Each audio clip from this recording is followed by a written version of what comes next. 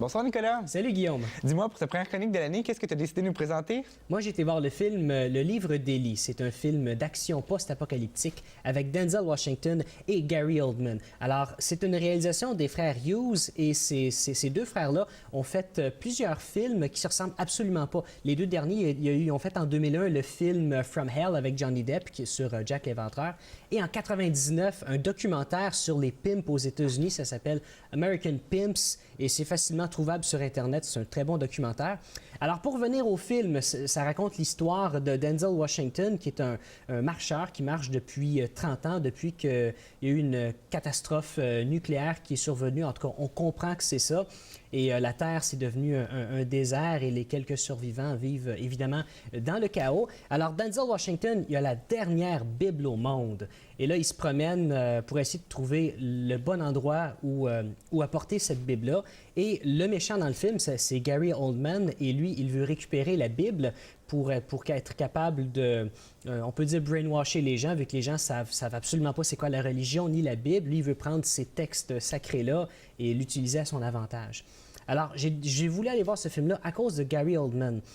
Parce que, bon, quand j'ai appris qu'il fait le méchant, Gary Oldman, c'est le meilleur méchant au monde dans les films. Le cinquième élément, le méchant, c'est Gary Oldman. Il a aussi joué dans le film Le Professionnel en 94. Il fait une espèce de policier complètement fucké qui se bourre de pelules, psychopathe ses bords. Il est vraiment bon dans les rôles de méchant. Moi, j'ai absolument pas été déçu de ce film-là. Je suis pas du tout un amateur de films comme ça, post-apocalyptiques, comme Mad Max ou ce genre de film-là.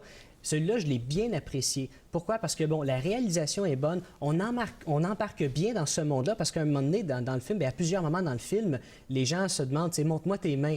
Là, ils se montrent les mains comme ça.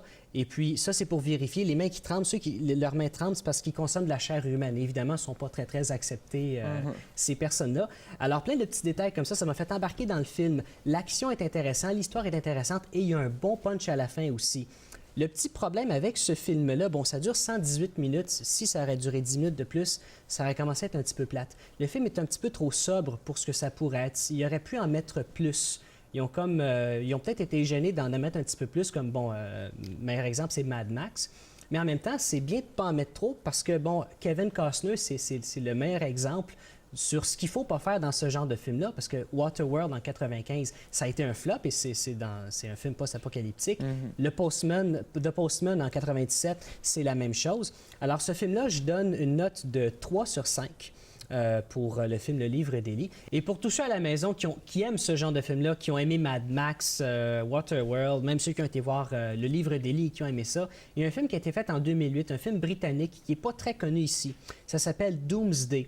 Et c'est un peu dans le même genre, film post-apocalyptique. Et c'est vraiment intéressant. C'est un des meilleurs films de ce genre-là que j'ai vu. Et ce film-là se prend absolument pas au sérieux. Et ils nous en font mettre plein la vue. C'est vraiment bon. C'est un film de Neil Marshall. Et c'est lui qui a fait en 2005 le film La Descente. Ah, OK. Et puis en terminant, Nicolas, pour les amateurs de Ghostbusters et Indiana Jones, ils vont être gâtés dans les prochaines années? Oui, exactement. Le Ghostbusters 3 est prévu pour 2012 et Indiana Jones, le 5, est prévu pour 2012 aussi. C'est des films qui sont pas encore en pré-production, donc tout peut changer. Mais si on se fie aux rumeurs, tous les interprètes du film Ghostbusters 1 et 2, ils vont tous revenir pour le 3. Et Harrison Ford, qui va être âgé de, je pense, 70 ans. 68-70 ans, dans ces coins-là, devrait encore interpréter Indiana Jones. Mais si jamais, finalement, il est peut-être pas assez en forme, il y a Shia LaBeouf qui va arriver à la rescousse parce qu'en 2008, il a joué son fils. Oui, comme on avait pu le voir justement dans Indiana Jones 4. C'est à surveiller. Merci beaucoup, Nicolas. Ça m'a fait plaisir.